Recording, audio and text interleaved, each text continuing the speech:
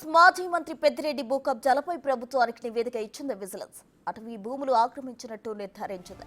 పెద్దిరెడ్డి వ్యవసాయ క్షేత్రం చుట్టూ అటవీ భూములను ఆక్రమించి ఇనుప కంచె ఏర్పాటు చేసినట్టు రిపోర్ట్ ఇచ్చింది. 7 ఆధారాలతో విజిలెన్స్ నివేదిక అందజేసింది. పెద్దిరెడ్డిపై చర్యలు తీసుకోవాలని ప్రభుత్వానికి సిఫార్సు చేసింది. పెద్దిరెడ్డి రామచంద్రారెడ్డి సహా ఆయన కుటుంబ సభ్యులపైన క్రిమినల్ కేసులు నమోదు చేయాలని సూచించింది విజిలెన్స్.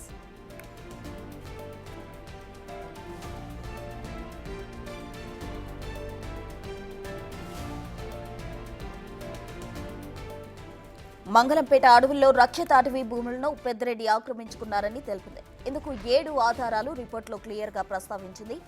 ఫెయిల్ అరణ్గల్ 10 నుంచి 1 అడంగల్, ఎఫ్ఎంబి గ్రామపటం, Webland digital history, ROR registered sale డీడ్లు, మ్యూటేషన్ హిస్టరీ, డ్రోన్ ఫోటోలు, గూగుల్ ఎర్త్ టైమ్ లైన్ ఫోటోలు అధ్యయనం చేసింది. అంతేకాదు అధికారులు క్షేత్రస్థాయిలోనూ పర్యటించారు. అన్ని పరిశీలించి భూ కబ్జాలకు పాల్పడినట్టు నిర్ధారించారు.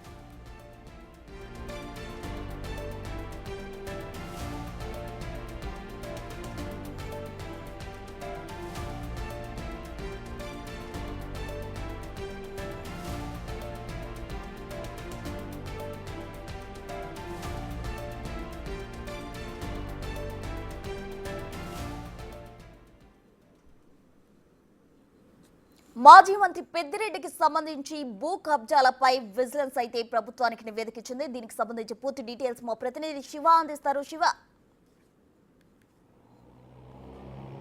మొత్తం మీద చూసుకుంటే మాజీ మంత్రి పెద్దిరెడ్డి అవినీతి అక్రమాలకి భూ కుంభకోణాలకి అడ్డు అదుపు లేకుండా పోయింది. చాలా భూములను అటవీ భూములను 2Aగా మార్చుకొని 23 ఎకరాలు ఉన్న ఆయన భూమిని దాదాపుగా 104 ఎకరాలు కబ్జా చేసి ఒక సామ్రాజ్యం మాదిరిగా చుట్టూ ఫినిషింగ్ వేసుకున్న పరిస్థితి కనిపించింది. ఈ అక్రమాలకు సంబంధించి కూడా ప్రభుత్వం విజిలెన్స్ మానిటరింగ్ కమిటీకి విచారణకు ఆదేశించింది. విచారణలో దాదాపుగా 9 రకాల అంశాలకు సంబంధించి నిజాలను నిగ్గు తేలుస్తూ ప్రభుత్వానికి సిఫారసు చేసింది.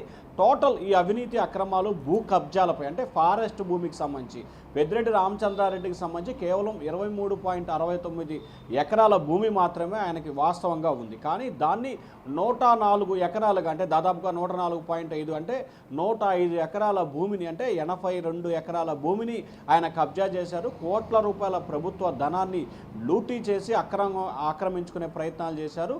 అలాగే ఇది ఒక అటవిక పరిపాలన లేకపోతే ఒక రాజ్యం మాదిరిగా చుట్టూ ఫినిషింగ్ వేసుకొని ఎవరికి అనుమతి లేకుండా దాంట్లో ప్రత్యేకమైన నివాసాన్ని కూడా ఏర్పాటు చేసుకుని ఒక గెస్ట్ హౌస్ ఏర్పాటు చేసుకున్నారు. పొంగనూరు నియోజకవర్గ పరిధిలో పులిచెర్ల అటవీ ప్రాంతంలో ఈ భూమిని ఏర్పాటు చేసుకున్నారు. దీనిపై సమగ్రమైన విచారణకి కూటమి ప్రభుత్వం అధికారంలో ఆదేశాలు జారీ చేసింది.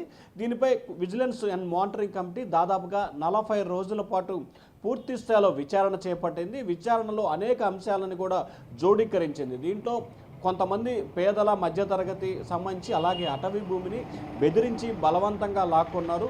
అలాగే కొంతమందికి సంబంధించి నామమాత్రపు ధరలు చెల్లించారు.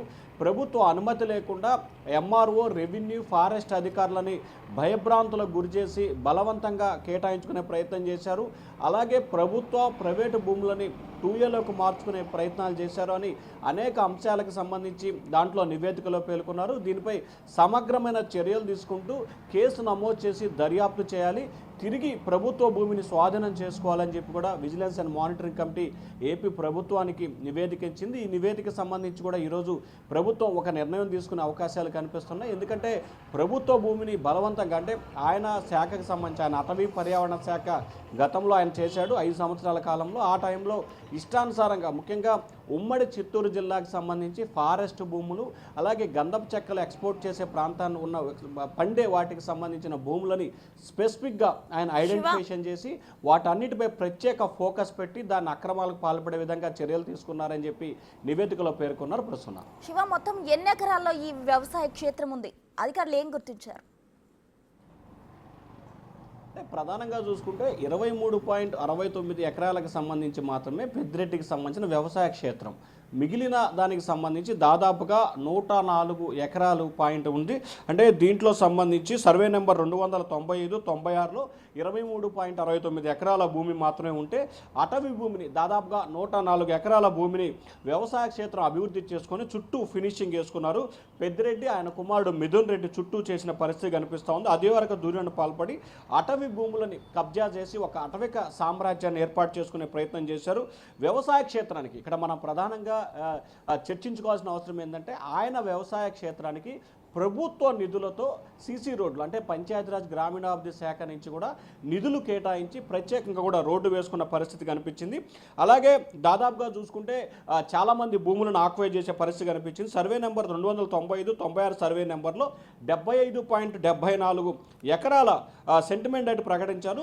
1968లో అటవీ శాఖ భూమిని గెజిట్ ఉందని చెప్పి ఏవేవో తప్పుడు కాగితాలు చూపించి దాన్ని ఆ 75 ఎకరాల భూమిని కబ్జా చేసే ప్రయత్నం చేశారని చెప్పి నివేదికలో పేర్కొన్న పరిస్థితి కనిపిస్తూ ఉంది. అలాగే దీనికి సంబంధించి ఆయనపై క్రిమినల్ కేసులు నమోదు చేయాలని చెప్పి విజిలెన్స్ కమిటీ సిఫార్సు చేసింది. దీంట్లో మొదటిగా చూసుకుంటే అటవీ రెవెన్యూ భూములు ఆక్రమించుకొని పెద్దిరెడ్డి ఆయన కుమారుడు బలవంతంగా దౌర్జన్యం ఇస్తున్నారు, పలు సెక్షన్ల కింద కేసు నమోదు చేయాలని చెప్పి సూచన చేశారు. అలాగే జీవిత ఖైదు లేదా జైలు శిక్ష పడే అవకాశాలు కనిపిస్తూ ఉన్నాయి. బిఎన్ఎస్ యాక్ట్ ప్రకారం 329 సెక్షన్ బి కింద కూడా వీటిపై సంబంధించి కూడా భారీగా జైలు శిక్ష పడే అవకాశం కనిపిస్తోంది. అలాగే చాలా అంశాలకు సంబంధించి ఫోర్జరీ డాక్యుమెంట్లు, ఎలక్ట్రానిక్ రికార్డులని అసలైనవిగా చెప్పి తప్పుడు చేసే ప్రయత్నాలు చేశారని చెప్పి నివేదికలో పేర్కొన్నారు. అలాగే భూ కబ్జా నిరోధానికి సంబంధించి కూడా చర్యలు తీసుకోవాలని చెప్పి పేర్కోవడం జరిగింది. రెవెన్యూ అటవీ అధికారులు సంయుక్తంగా సర్వే చేసి పెద్దిరెడ్డి ఆయన కుటుంబ సభ్యులు మొత్తం రెవెన్యూ అటవీ భూములని ఆక్రమించుకున్నారు. దీనిపై స్పష్టమైన రెవెన్యూ శాఖ తరఫున నివేదిక విచారణ చేపట్టాలని చెప్పి చేశారు. అలాగే పెద్దిరెడ్డి కుటుంబం అటవీ భూముల్ని ఆక్రమించుకున్నారని, కానీ వాళ్ళు భూములు ఆక్రమించుకుంటున్నా కానీ రెవెన్యూ ఫారెస్ట్ అధికారులు చోద్యం చూశారని చెప్పి ఆ నివేదికలో పేర్కొన్నారు. అలాగే కబ్జా గురైన ప్రభుత్వ భూమిని తిరిగి ప్రభుత్వం అటవీ శాఖ స్వాధీనం చేసుకోవాలని చెప్పి కూడా తెలిపారు. మంగళం అడవుల్లో ఉన్న అటవీ భూముల్ని పెద్దిరెడ్డి ఆక్రమించుకొని 7 ఆధారాలతో విజిలెన్స్ నివేదికను సమర్పించింది.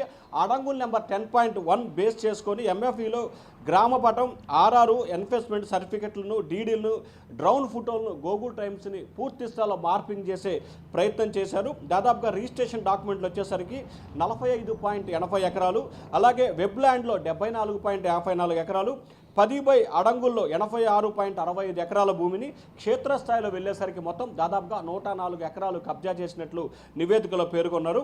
అలాగే మంగళం రెవెన్యూ పరిధికి సంబంధించి సర్వే నెంబర్ 95/96 మనం ఇందా చెప్పుకున్నట్లు కూడా 75.74 ఎకరాల భూమి ఉందని చెప్పి తప్పుడు డాక్యుమెంట్ సృష్టించే ప్రయత్నం జరిగారని చెప్పి కూడా ప్రభుత్వానికి అయితే నివేదిక ఇచ్చిన పరిస్థితి కనిపిస్తూ ఉంది. ఓవరాల్గా చూసుకుంటే మొత్తం 26.69 ఎకరాల వేర భూమి ఉంటే 104 ఎకరాలుగా చూపించే ప్రయత్నం చేశారంటే దాదాపుగా 75.24 ఎకరాల ప్రభుత్వ భూమిని కబ్జా చేసేందుకు ప్రయత్నం చేశారు.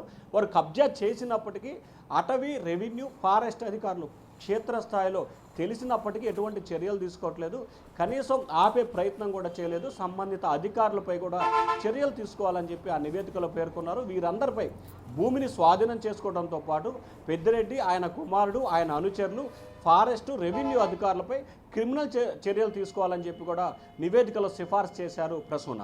Right, thank you Shiva.